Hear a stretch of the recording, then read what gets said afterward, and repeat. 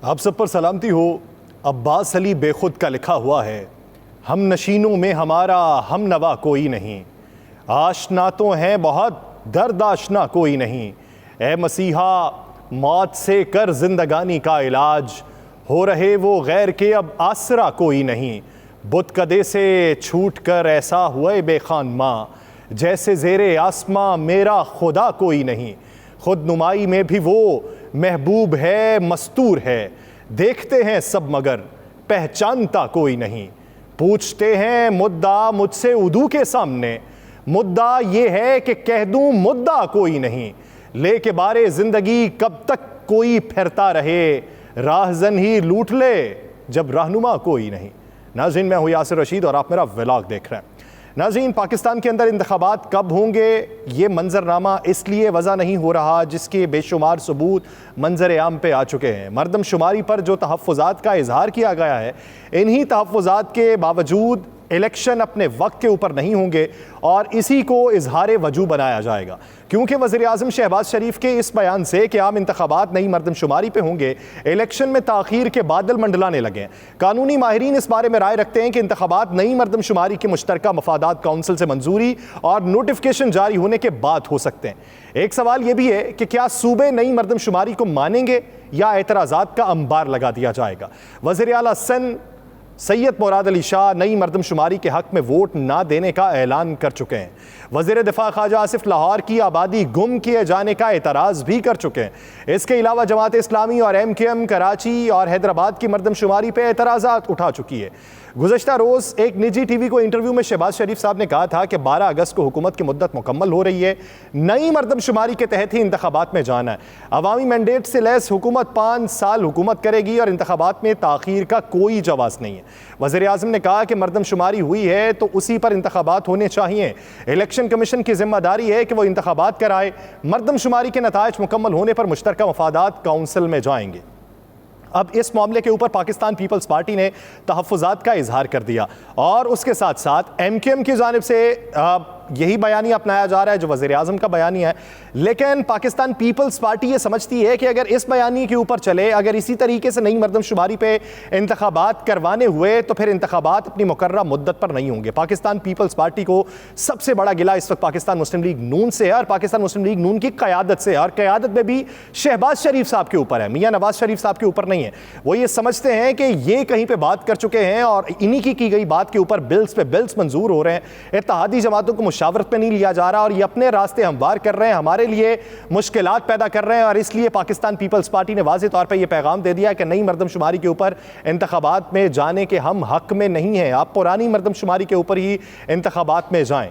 तो दूसरी तरफ निगरान वज़ीर आज़म वाला मामला है, इसी वजह से निगरान वज़ीर आज़म वाले मामले पे अभी तक इनमें इत्तफ़ाक़ राय नहीं हो सका और अभी तक वज़ीर आज़म और अपोजिशन लीडर राजा रियाज के माबैन कोई एक मुलाकात भी नहीं हो सकी, जिससे वाज़ेह तौर पे ये पैगाम जाता है कि वज़ीर आज़म अपनी मुशावरत अभी मुकम्मल नहीं कर सके, अभी तक इत्तेहादियों को राम नहीं किया जा सका। अभी तक इत्तेहादियों को राम ना करने की वजूहात जो सामने आ रही हैं वो पाकिस्तान पीपल्स पार्टी और जमीयत उलमा इस्लाम फ़े के गिले शिकवे हैं जिसके अंबार लगे हुए हैं।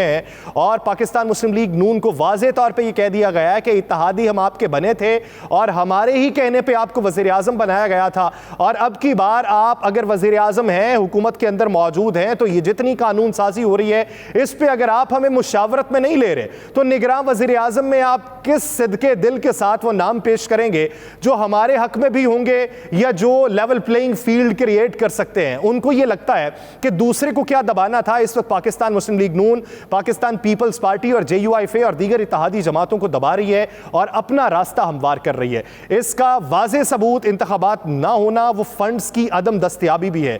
अभी तक जो पहली किस्त जारी होनी थी, जो वजारत खजाना जिसकी हामी भी भर चुका था, 10 अरब रुपए की अभी पहली किस्त का भी इजरा नहीं हो सका।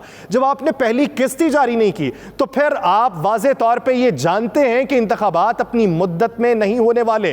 ये 2 माह 3 माह की कहानी नहीं रुकेगी, ये कहानी चलेगी और अगले साल वस्त के अंदर इंतखाबात करवाने की तैयारियां हो रही हैं और इस हवाले से तमाम जमातों को अपनी अपनी पड़ी हुई है। वज़ीर आज़म शहबाज शरीफ ने कहा है कि ताने दिए गए हैं कि मैं एस्टैब्लिशमेंट का आदमी हूं, लेकिन मुझे कोई फर्क नहीं पड़ता, जबकि ज़ाती मफाद के लिए कभी सिपा सालारों से मुलाकातें नहीं की।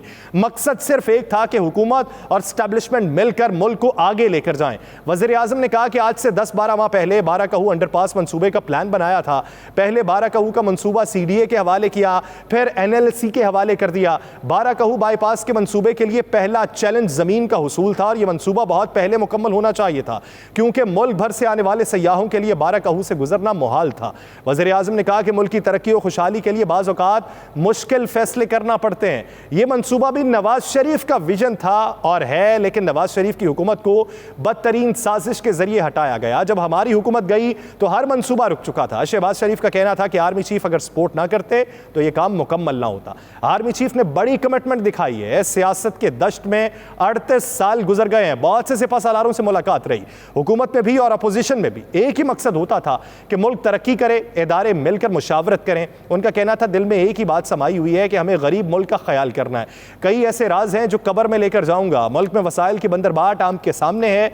आज वक्त है कि हम मिलकर पाकिस्तान को आगे लेकर जाएं और हमने फैसला किया है कि मिलकर मुल्क को आगे लेकर जाना है। उन्होंने फिर दोहराया कि ये कहा जाता है कि एस्टैब्लिशमेंट का आदमी है, फलां है, मुझे कोई फर्क नहीं पड़ता। ये किसने कहा? ये पाकिस्तान पीपल्स पार्टी ने कहा। पाकिस्तान पीपल्स पार्टी ने कहा है, जमीयत उलमा इस्लाम फे ने कहा है और बहुत से अंदरूनी लोगों ने भी कहा, जिसका आज इजहार उन्होंने किया है कि कहा जाता है कि एस्टैब्लिशमेंट का आदमी हूं। अपोजिशन की जानिब से इतनी बात नहीं की गई, ना अवामी सतह पर इतनी बात की गई है। उन्हें जो बात चुभी है वो अपनी इत्तेहादी जमातों की चुभी है, क्योंकि इत्तेहादी जमातों को ये लगता है कि हमारा रास्ता रोका जा रहा है। इत्तेहादी जमातों को लगता है कि हमारे ताल्लुकात ख़राब किए जा रहे हैं। और इस वक्त हकीकत ये है, ज़रा ये बताते हैं कि पाकिस्तान पीपल्स पार्टी और एस्टैब्लिशमेंट के दरमियान इस वक्त दूरियां पैदा हो चुकी हैं और उन्हीं दूरियों की वजह से वो पाकिस्तान मुस्लिम लीग नून के ऊपर इक्तफा नहीं करना चाहते और बारहा इसका इजहार भी किया जा चुका है। पैगामात भी अब दूसरी सतह पर नहीं पहुंच रहे। सहूलतकार जो पैगामात पहुंचाते थे वो भी सहूलतकारी से इनकार कर चुके हैं और इसी वजह से जिन पे तकिया किया हुआ था अब वो पत्ते हवा देने लगे हैं। तो इनको ये सोच पड़ गई है कि आने वाले दिनों के अंदर हमारा जो सेटबैक हमने देखा है पॉलिटिकल सतह के ऊपर, हमें वही सेटबैक जो है वो आने वाले इंतखाबात में दूर कर देगा और आने वाले इंतखाबात की मुकर्ररा मुद्दत के अंदर होना, उसके ऊपर एक बहुत बड़ा सवालिया निशान लगा हुआ है। और ये बातें चुभ रही हैं वज़ीर आज़म को अपने करीबी हलकों की। तो सवाल ये पैदा होता है कि अगर आपके ताल्लुकात बहुत ठीक हैं और आप ये समझते हैं कि मियां नवाज शरीफ साहब के साथ गलत हुआ था और उन्हें सियासी इंतकाम का निशाना बनाया गया था, आपकी हुकूमत है, जाते जाते भी आप पाकिस्तान मुस्लिम लीग नून के ताहयात कायद मियां मोहम्मद नवाज शरीफ साहब को वापस नहीं लेके आए, तो फिर क्या निगरान हुकूमत में वो वापस आ जाएंगे? एक बहुत बड़ा सवालिया निशान है। क्योंकि अगर अभी तक मियां मोहम्मद नवाज शरीफ साहब वतन वापस नहीं आए तो ये बात याद रखिए, तलाल चौधरी साहब का बयान था कि जूं ही वो तैयारे में बैठेंगे तो समझिए कि इलेक्शन की तैयारी शुरू हो चुकी है। अगर इनके बकिया 5 दिनों के अंदर भी मियां मोहम्मद नवाज शरीफ साहब वतन वापस नहीं आ रहे तो ये मंजरनामा वज़ा होता है और वाज़े तौर पर एक पैगाम जाता है कि इंतखाबात के लिए अभी कोई इशारा मौसूल नहीं हुआ, जिसमें फंड्स की अदम दस्तयाबी भी है, जिसमें नई मरदमशुमारी का रौला भी है और जिसमें बहुत सी जमातों का भी निशानात का अलॉट ना होना भी है। क्योंकि 23 जमातों के निशानात अलॉट हुए हैं और उसमें अभी भी मेजर जमातों के निशानात अलॉट नहीं किए गए। कुछ लोगों ने अपने निशान के लिए अप्लाई किया था, जिस तरह IPP ने किया था उकाब के लिए, तो वो कहा गया कि उकाब का निशान पहले ही किसी और के पास है तो उकाब का बच्चा चिड़िया दे दिया उन्होंने कि चिड़िया का निशान अपने पास रख लें। अब वो चिड़िया कितने घोंसले तब्दील करती है, क्योंकि बहुत से चिड़े खुद अपना घोंसला तब्दील करके IPP में आए हैं और उन्हें आगे से चिड़ी मिल गई है। अब वो चिड़ी एक दूसरे का पैगाम भी इधर उधर पहुंचा रही है। मुश्किलात ये दरपेश हैं कि वो सोचते हैं कि जाएं तो जाएं किधर। पाकिस्तान मुस्लिम लीग नून हमारे साथ इत्तेहाद नहीं कर रही, हमारा अपना वोट बैंक उतना नहीं हो पा रहा, जो निशान लेने गए थे वो निशान दीवार के ऊपर हमें कुछ और लगा हुआ मिला है। पाकिस्तान पीपल्स पार्टी भी हमारे साथ अलग सलैक में इस वक्त मसरूफ नहीं है। पाकिस्तान मुस्लिम लीग काफ अपना घोंसला कोई और रखती है तो हमारी चिड़ी हमारे पास कितना अरसा रहेगी, ये इस वक्त उन्हें परेशानी हो चुकी है और इसी परेशानी के बायस वो दूसरों से हाथ मिलाने की कोशिश कर रहे हैं और वो उन्होंने पाकिस्तान तहरीक इंसाफ पार्लियामेंटेरियंस को भी पैगाम पहुंचाया है, लेकिन उधर से अभी कोई मुस्बत जवाब नहीं मिला। पाकिस्तान मुस्लिम लीग नून के ताहयात कायद और साबिक वज़ीर आज़म नवाज शरीफ साहब ने कहा है कि मुस्लिम लीग नून को दोबारा मौका मिला तो 2017 से भी बेहतर पाकिस्तान बनाएंगे। उन्होंने ट्विटर पर पैगाम जारी किया, कहा कि साबिक हुकूमत ने फलते फूलते पाकिस्तान को इस नहज तक पहुंचा दिया कि अवाम 2 वक्त की रोटी को तरस गई। नवाज शरीफ साहब ने तलाल चौधरी की नाअहली खत्म होने पर उन्हें मुबारकबाद दी और कहा कि तलाल चौधरी ने झूठे मुकदमात, सजाओं, नाअहलियों और जुल्म को सब्र और इस्तकामत से बर्दाश्त किया। नाइंसाफी पर मबनी इन फैसलों की सजा पाकिस्तान ने भुगती है। उनका कहना है कि मुस्लिम लीग नून को दोबारा मौका मिला तो 2017 से भी बेहतर पाकिस्तान बनाएंगे। मरियम नवाज ने उनको जवाब दिया कि आपका कद उन लोगों से ऊंचा है जिन्होंने आपको इंतकाम का निशाना बनाया। वो बदसूरत तारीख के कूड़ेदान का हिस्सा हैं। आप हाल और मुस्तकबिल हैं, तो वो कूड़ेदान में जो जो गए उनका नाम एक बार फिर से दोहरा दीजिए, क्योंकि अब नाम आप पर्दे के पीछे रखना शुरू हो गए। आप बरसरे इक़्तिदार आए तो आपने नामों में भी तब्दीली कर ली, आपने 5 किरदारों में भी तब्दीली कर ली। और नवाज शरीफ साहब कहते थे कि फलते फूलते पाकिस्तान को रोक दिया गया, 2 वक्त की रोटी को लोग तरस गए। तो अब मौजूदा जो हुकूमत है ये शायद चाइना के किसी छोटे से लीडर की हुकूमत है जो इस वक्त पाकिस्तान के अंदर चल रही है। नवाज शरीफ साहब आपके छोटे भाई बरसरे इक़्तिदार थे, 1 साल 8 माह की हुकूमत उनकी होगी, लेकिन इस हुकूमत के दौरान किस हद तक पजीराई हुई है, किस हद तक बेहतरी के फैसले हुए हैं, या पाकिस्तान ने कितना फलना फूलना सीख लिया है। 2 वक्त की रोटी तब तक थी, अब 1 वक्त की रोटी परेशान किए हुए है। लोग कहते हैं इज्जतें बेचना पड़ रही हैं, खवातीन कहती हैं नीलामी की तरफ जाएंगे तो शायद ये बिजली के बिल पूरे होंगे। अफराते ज़र की मजमूई शरह आप कहते हैं कि 30% है, ब्लूमबर्ग कहता है 40% तक पहुंच चुकी है। आप कहते हैं कि मईशत का ट्रैक बेहतर हो चुका है, ब्लूमबर्ग कहता है कि महंगाई इससे भी और ज्यादा होगी। आप कहते हैं बैरूनी सरमायाकारी आएगी और बैरूनी इदारे ये कहते हैं कि आपको कर्ज की वापसी के अंदर मुश्किलात का सामना होगा। इसी वजह से मौजूदा सूरत हाल में फिस के निज़ाम को, यानी फॉरेन इन्वेस्टमेंट जो काउंसलेशन बनाई गई है, फैसिलिटेशन काउंसलेशन, उसके अंदर बात ये होगी कि किस तरीके से बैरूनी सरमायाकारी पाकिस्तान में लाई जाएगी। उसमें से आप माइनस हो जाएंगे। आप इस वक्त जो गारंटीज अपनी देना चाहते हैं, आपकी वो गारंटीज इसलिए नहीं मानी जा रही कि आपके तो सिर्फ 4 दिन है, 4 दिनों बाद आप जाएंगे तो आपकी गारंटी जो 10 साल चलनी थी वो 3 दिन भी नहीं निकालेगी, और कंपनी जो है वो गारंटी की उधर सबूत फराम नहीं करेगी। ना तो आपकी जबान चलेगी, ना आपका एतमाद चलेगा।